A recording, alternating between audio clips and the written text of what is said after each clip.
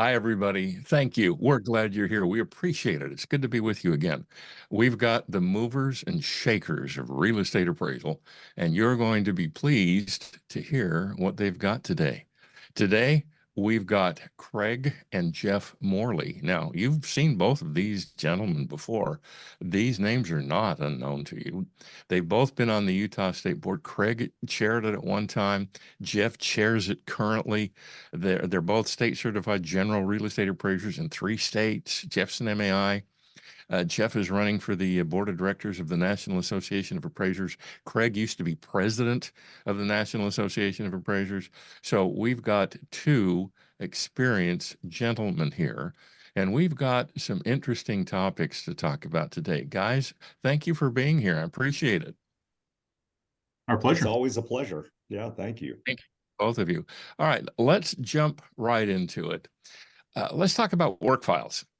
Now, USPAP makes it very clear that it's perfectly happy when an appraiser refers to data in another place rather than having a paper copy of it within the wings of a manila folder. Well, that's USPAP.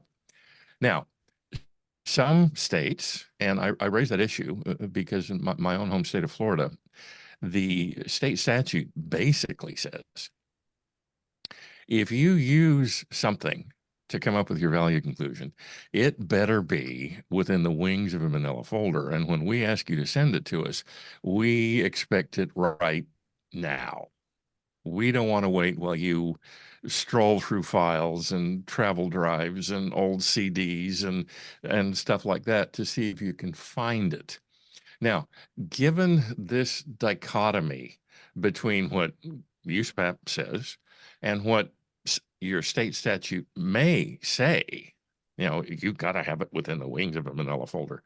What advice would you gentlemen give to the appraisers who are watching this today on that topic? Go ahead, Jeff. That Why means don't you one of you start? starts talking. It's perfectly okay. Yeah, we're usually both over anxious to jump in and computer. start sharing. Okay. Yeah, well, Tim, I'll tell you that the thing that we run into the most at the state currently, meaning the vast majority of people that I see come before our state board are trainees or licensed appraisers seeking to move their license from to get a license or to go from licensed residential to certified residential or general. And that work file is the single biggest issue that we see ever come up. And those that don't get their experience approved and passed, almost every time that I can think, insufficient work file data is one of the complaints or issues that's pulled out. And it's exactly what you were talking about. Oftentimes it's a surprise that they need to have analysis contained within the work file. Often it's a surprise that they need to have information that they used to form opinions and develop conclusions in the report.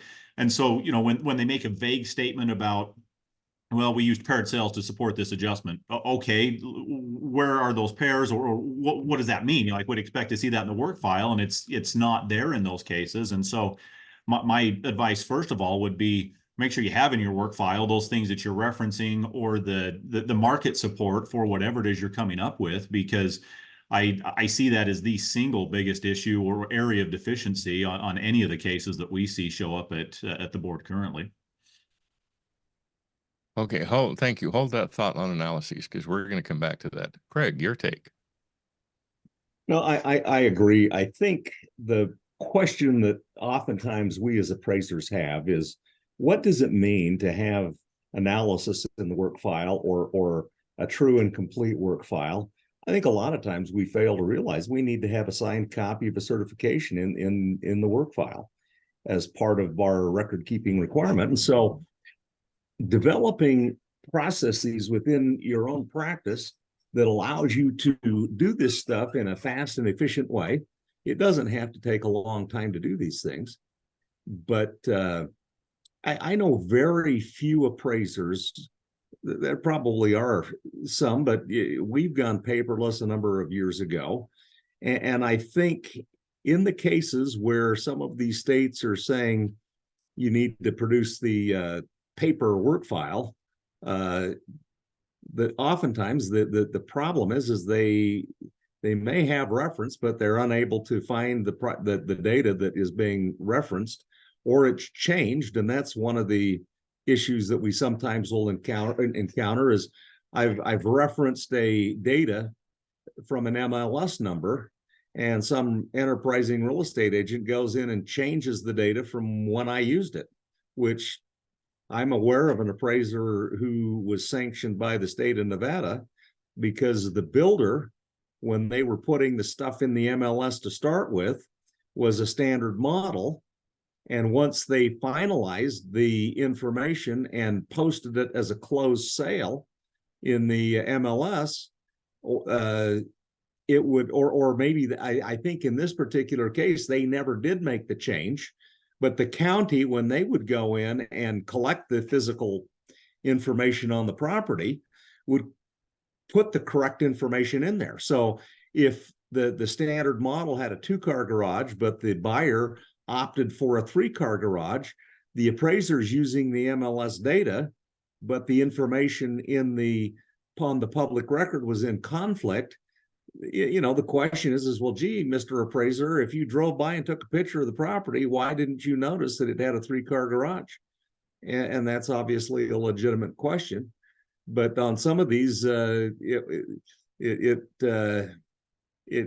are things that change from the base list price to the final price with landscaping and other improvements, so that it becomes important to figure out what did that price include, and do I have data that's going to support the information that I provided.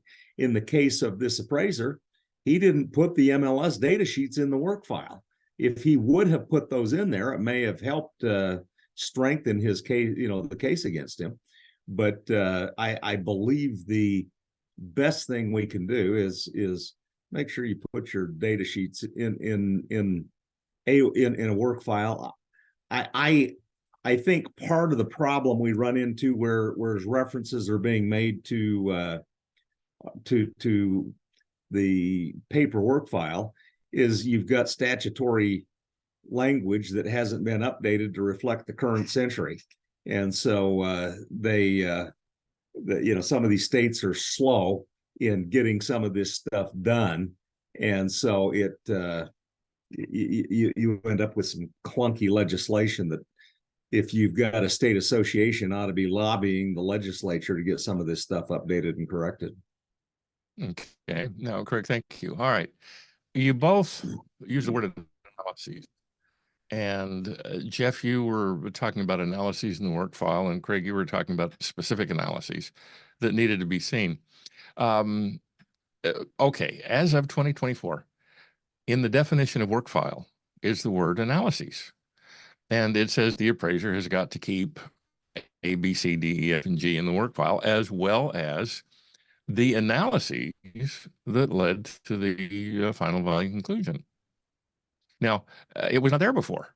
So why is it, Craig, given your association with ESP, you may have a little bit more insightful answer on that, but why is it that before the word analyses was not there, but now the word analyses is there and quite prominent? So is it simply because appraisers were not putting their analyses in the work file, or is it even more subtle that appraisers were not doing any analyses, therefore they were not putting any analyses in the work file? Well, obviously I can't, while I was on the appraisal standards board, I can't speak for the appraisal standards board, but I can speak to my own opinion of some of those things associated with that. And part of the problem that you had seen in prior definitions of work file, there were some technical inaccuracies with it. The old definition of work file, and I was just trying to see if I could pull it up and look at give you the difference between the two definitions. But at the end of the day, the prior definition made reference to your work file supporting your opinions and conclusions. Well, a work file is simply a repository of data. And a work file can't support opinions and conclusion. Only the appraiser can do that.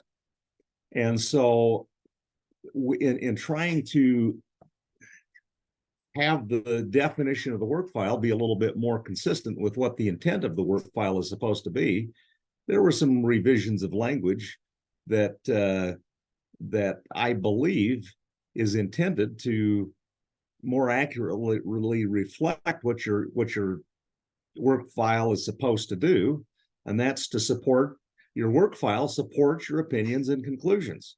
And so you've got data, you've got analysis, you've got other things in the work file that supports your opinions and conclusions, and in concept is supposed to allow a third party to look at that data and come to a similar conclusion to what you did as the primary appraiser.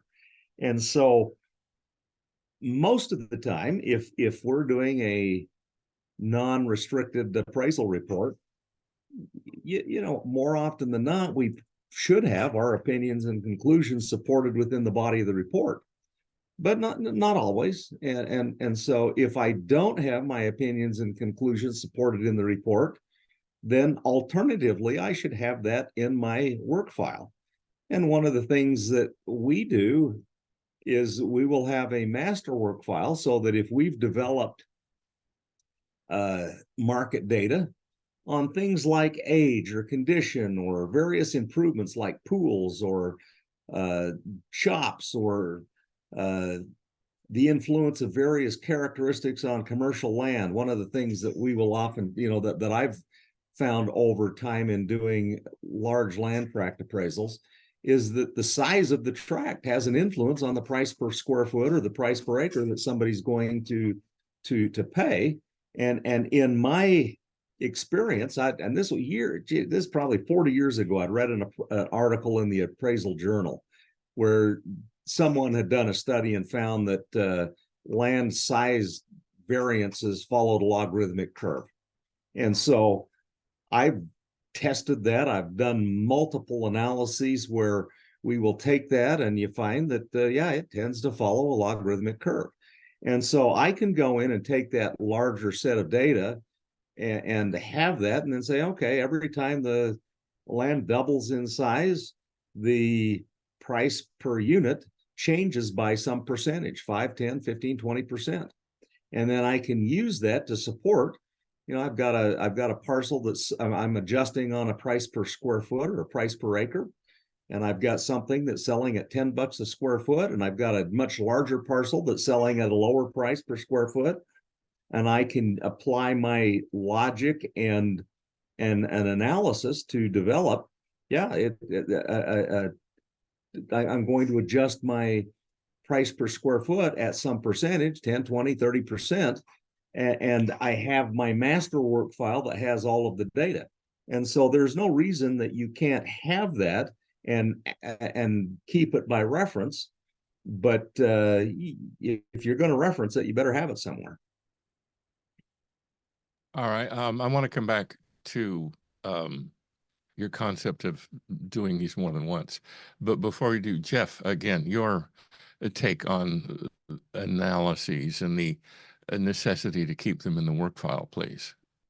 Yeah, you bet. Well, the only other thought that I had, Tim, and my dad had alluded to this, is that oftentimes, and obviously who you're doing the appraisal for, your intended user, is a consideration or a factor here. But what we're seeing on the residential side, and especially for mortgage origination work that's going to be sold in the secondary market, Fannie Mae, Freddie Mac, there's a push to have better support for what you're doing. And so what I find as it relates to this is summarizing that analysis within the body of the report answers a lot of questions that potentially could come back as revisions or, like, you know, the client asking for further clarification anyway. And so if I've gone through a study or, you know, have paired cells summarizing what those are, I mean, one example comes to mind. Oftentimes I'll look up lot cells, put a summary of those lot cells in the report itself and say, these are the cells I considered. And here's how my property that I'm appraising fits within the context of these cells. It's average, it's bigger, it's smaller, it fits wherever it does. Therefore, my site value is wherever it falls within that range. All of that stuff can be in the work file, and it's perfectly appropriate to have it there. I find that it answers questions that so they don't have to be asked on the back end when an underwriter or some other person is looking at it. If you can summarize effectively some of that information in the report itself, I'm certainly not, perfect in all of the, in everything that I do, but what I found is that that helps answer those questions, and it just alleviates the concern of, do I have enough information in my work file? Have I met that reporting or that requirement for record keeping?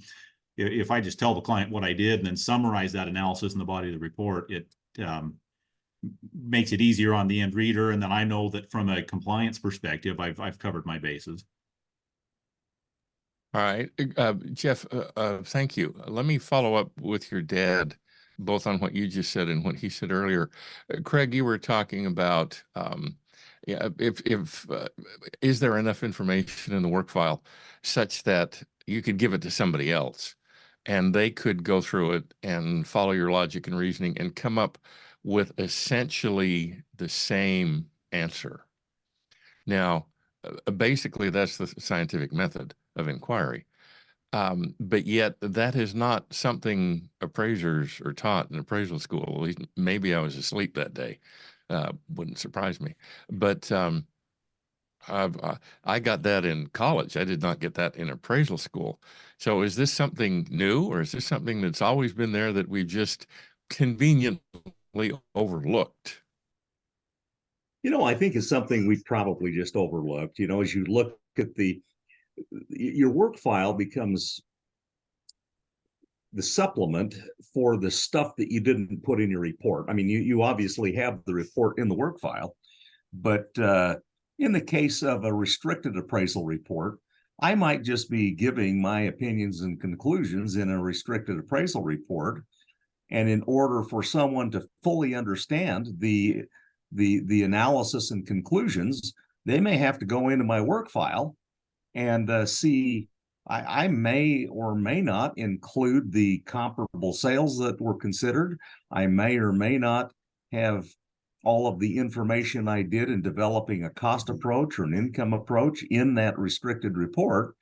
And for the information that I did not include in my report, one would expect to find that in the work file so that they can see how the analysis or how your opinions and conclusions were developed, and the analysis is the part that does that.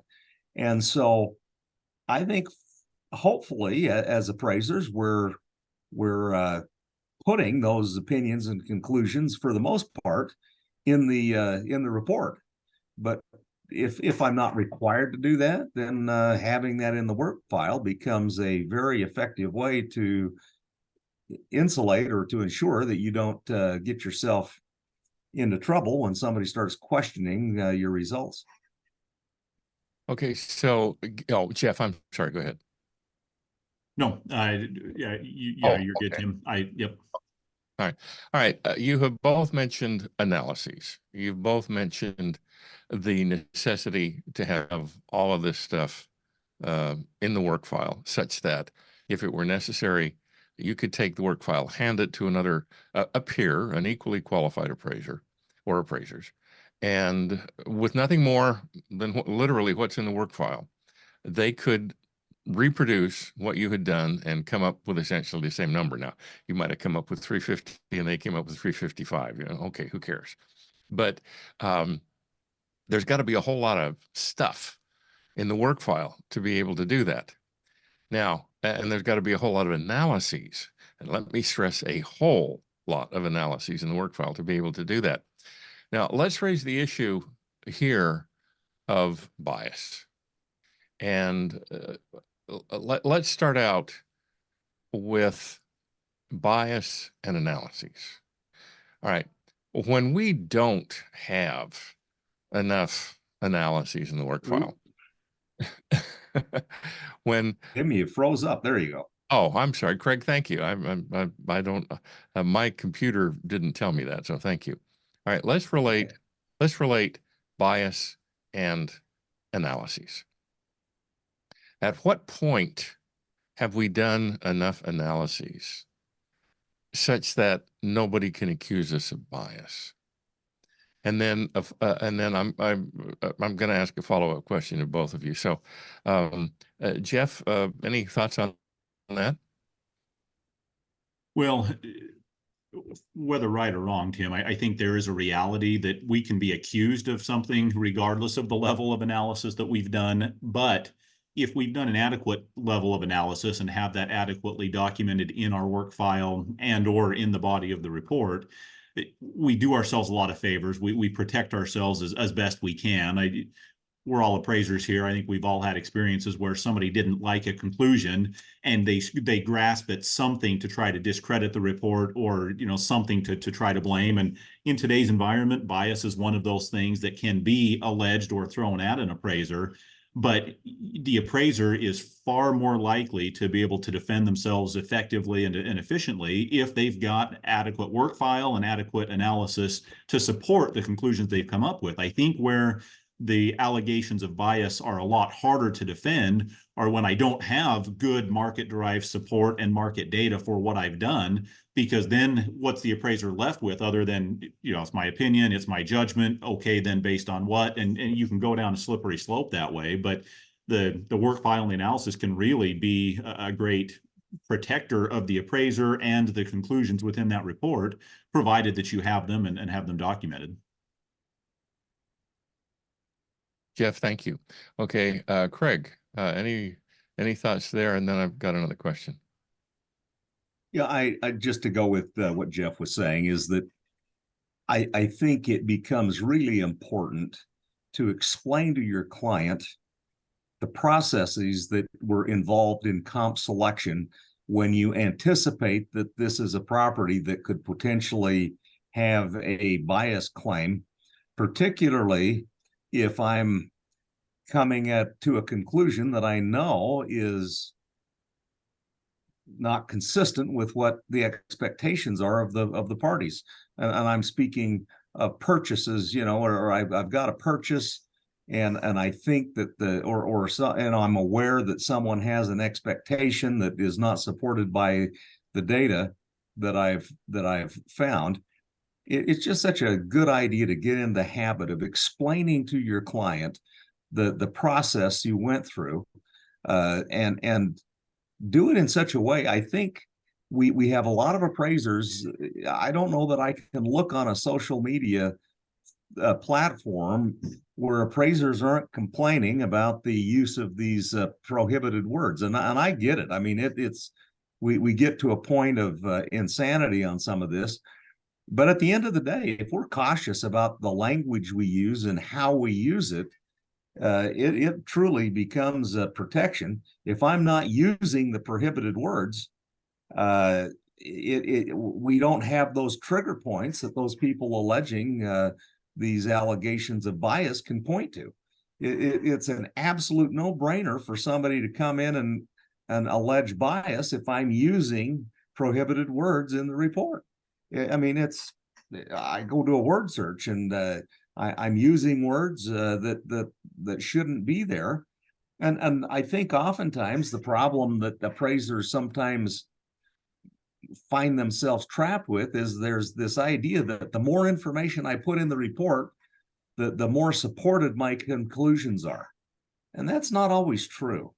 There's sometimes, we're going in and putting in demographic information. We go pull something off from the Census Bureau and it's got information about ethnic makeup in a neighborhood or income or something like that. And while that information is published by a third party, it's factual and that's fine. If it's not germane to the assignment, why do I want to put it in there and open the possibility that somebody's going to make these claims of bias when it's just not a factor for the assignment that I'm performing? Now, obviously, there are situations. We've done a few of these subsidized housing, and you're looking at income to try to do feasibility for various housing types and things like that. There are assignments where some of that information is relevant, but more often than not, it's not. And I think we have to be sensitive about the information we put in there and find ways to describe things accurately without using some of the casual language that we sometimes use that could be misconstrued as suggesting some kind of bias. Thank you. Jeff, any thoughts? You know, it's interesting to see how this has evolved, and I think continues to evolve and is going to. But you know, to that point, the more precise I think that we can be with our analysis and description of the property we're appraising, the data around that property, you know, the better protected I think we are as appraisers, and frankly, I think the better we've done our jobs as professionals and as those providing, you know, an opinion, but an opinion based on market data and information that we can point to and support. We all know that there's room for, you know, differences of professional opinion, but that's a lot different than, you know, somebody unintentionally setting themselves up for an allegation of bias because they haven't really done either a thorough or a competent job of analyzing the market and then supporting what their ultimate conclusions turn out to be. Okay, Jeff, thank you. That was a great segue into my next question. And I have to ask this very gently. Where does bias, excuse me, where does incompetence end and bias start? Because I would posit that are there biased appraisers? Of course they're biased appraisers. But I'm a lot more concerned not about the few biased appraisers that there are. I'm much more concerned, Jeff, as you just mentioned, of the appraisers who, for whatever reasons, are not competent to know what must go into the work file, are not competent to understand the support there must be for the adjustments, who are insufficiently competent to recognize that basically, unless something affects exposure time, highest and best use, marketability, or market value, why is it in the report? So, and that's a reference to what your dad just said about, well, irrelevancies. So again, I ask the question, again, of both of you, I ask the question, where does, let's say, where does lack of competency end and bias start? Well, you know, Tim, I haven't met very many appraisers who label themselves as incompetent, and yet under USPAP, you know, competence is to be determined by the appraiser. You know, as you asked that question, it reminds me of a story or a situation that we had, you know, at one point on the board. We had a trainee and their supervisor had their experience denied, so they had chosen to appeal and come before the board. And the supervisor was speaking up a little bit on behalf of the work product that had been completed and sent in. And to me, this kind of illustrates what, you know, the question that you're asking. The supervisor, the certified appraiser, was saying, well, I've never had any of my clients complain about this, these reports that I've been sending into them. I figured that I must be doing this right. And this was in the context of asking about a market condition adjustment. How do you develop it? You know, how would you support it? And so as one of the other board members asked this supervisor, you know, you've got data in your work file and in your report that make it look like the market was probably going up. Was it or not at this time? And you know, the supervisor kind of fumbles around and gives an answer.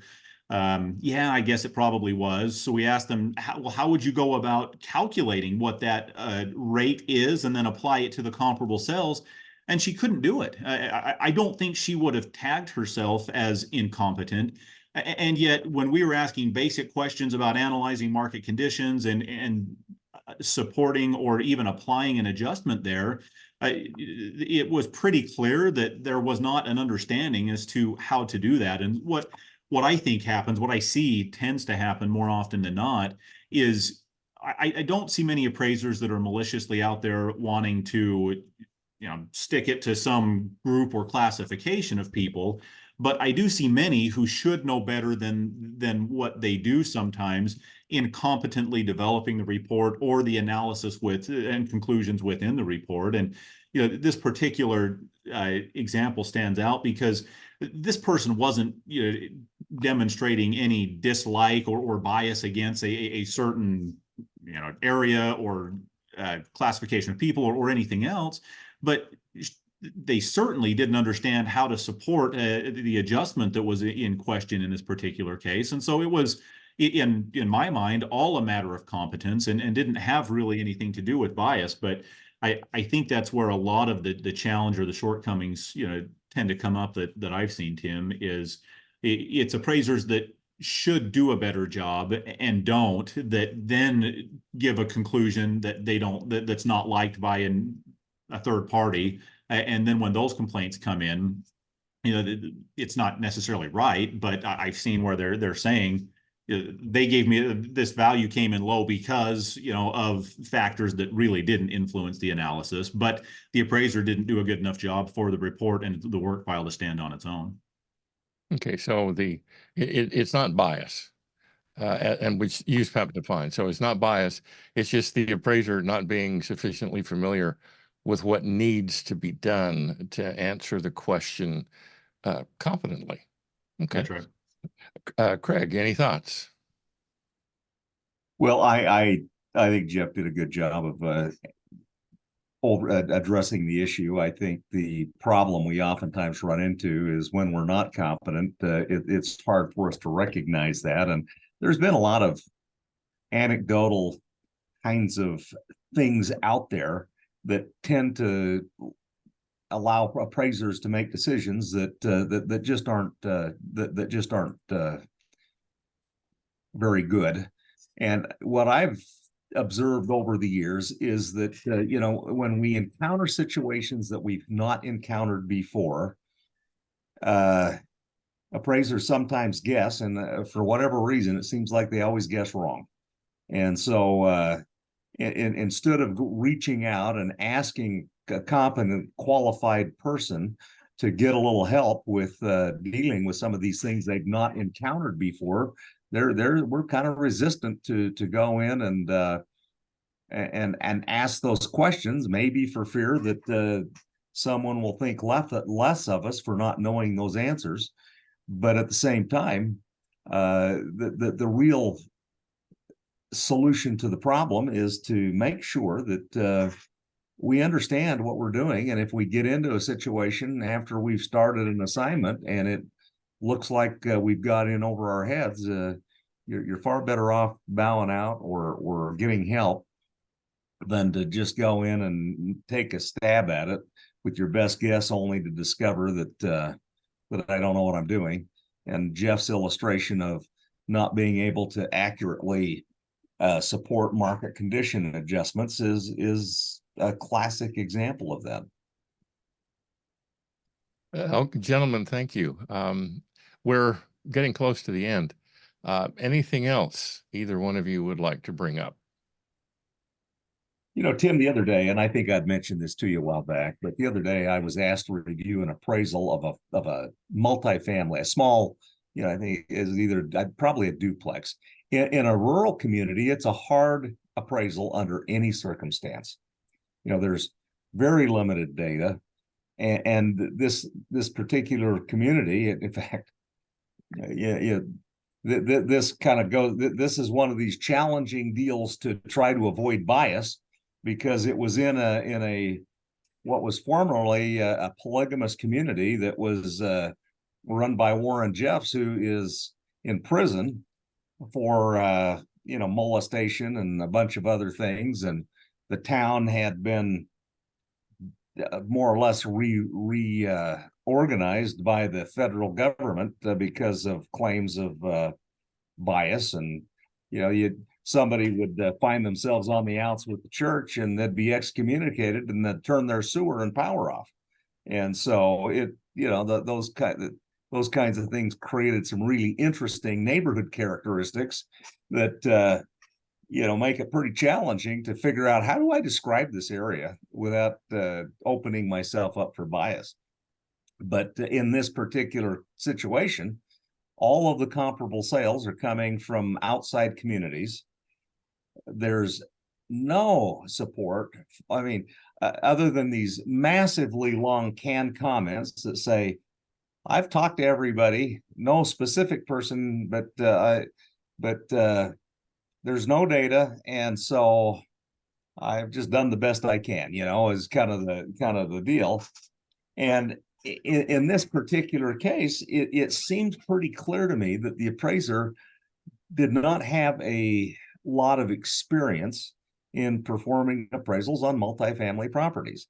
And one or two of the elements that kind of makes you question the competency of the appraiser's experience is that the gross rent multiplier, in these single family residential properties, we're not really using cap rates as we would if we were doing a traditional income approach. We're not going in and developing net income and coming up with a classic cap rate, but they will use a gross rent multiplier where you can take the rental gross rent, and usually they're multipliers based on a monthly rental income, and come up with you divide the monthly income from the property by the sales price, and I'll have a multiplier. And in this particular case, two of the comparable sales used had multipliers that were, in the 150 to 175 range. The multiplier, and I don't remember the exact multiplier that was applied in this particular case, but the multiplier was like 220 or 230. It was a lot higher than any of the sales data would support. And as I'm doing this review, I thought, well, two sales, that's not a lot of data to support something. So I went and took everything in the MLS that was multifamily and extracted, more of a broad-based range. And boy, the highest thing that came up that wasn't for new property was like 190.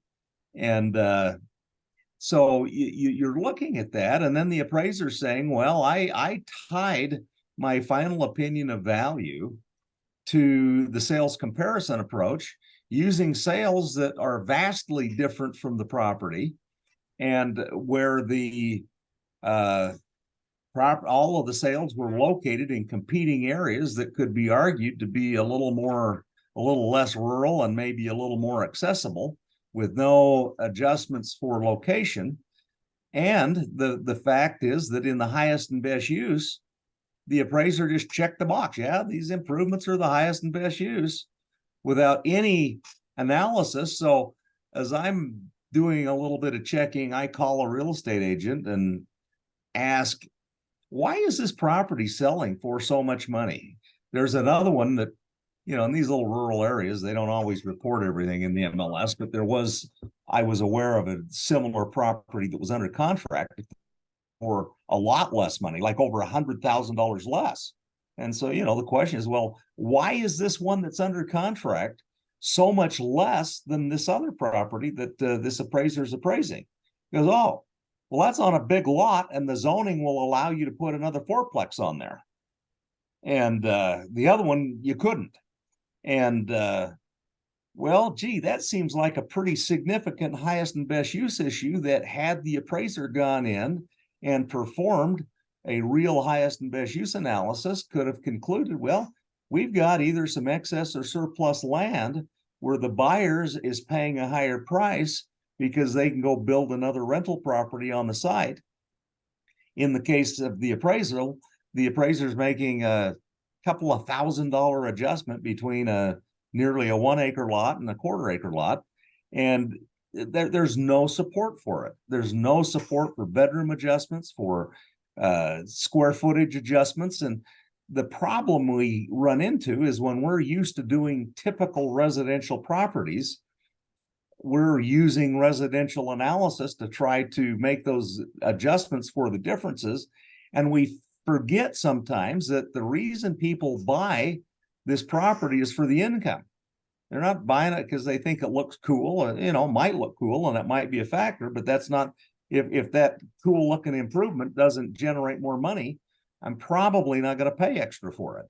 And in this case, you could have easily gone in and said, well, a 3-bedroom unit is selling or is leasing for $125 a month more than the 2-bedroom units are.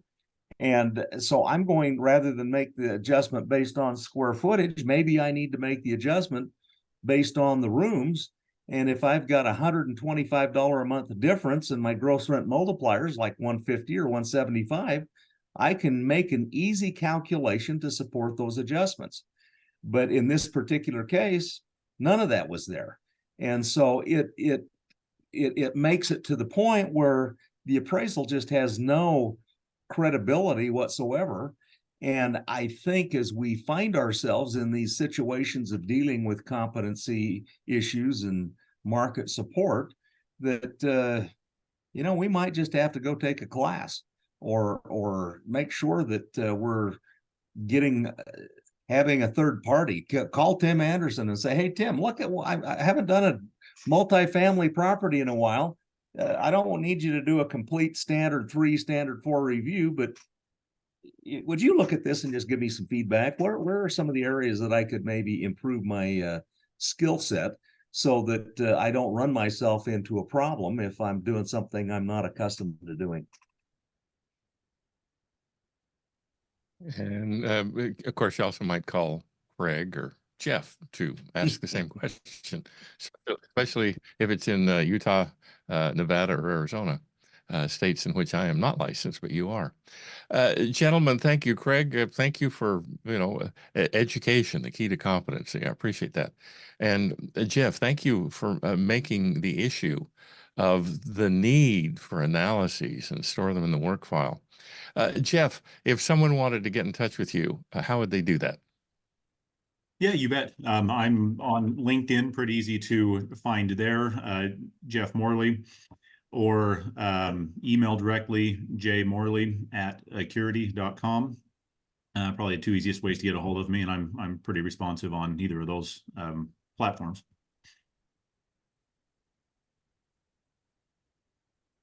Okay, thank you. Craig, how about you? When you're not traveling to various esoteric tropical spots on the planet. Well, probably the easiest way is to call Jeff and then he'll find me. And I just forward everybody on to him anyway. Yeah, well, he's just down the hall in our office here, so I can usually find him and he can usually find me. But we try hard to respond back, and email is valuepro@gmail.com. So it's VALUPRO@gmail.com. No E in value. And so send me an email. You can search Morley and McConkey and find us and call us that way. There's a bunch of different ways to get a hold of us, but we're always happy to talk to people. And I guess the next easiest thing is to go to the appraisal ACTS conference in Colorado and coming up in a month or so. And I think we'll all be there and we can sit down and talk. Okay, yeah, then April 19, 20, and 21, something like that. Yeah, in Colorado Springs. And yeah, the 3 of us will be there. So, gentlemen, again, movers and shakers in the real estate appraisal business, Jeff Morley, Craig Morley, thank you to both of you. It's an honor.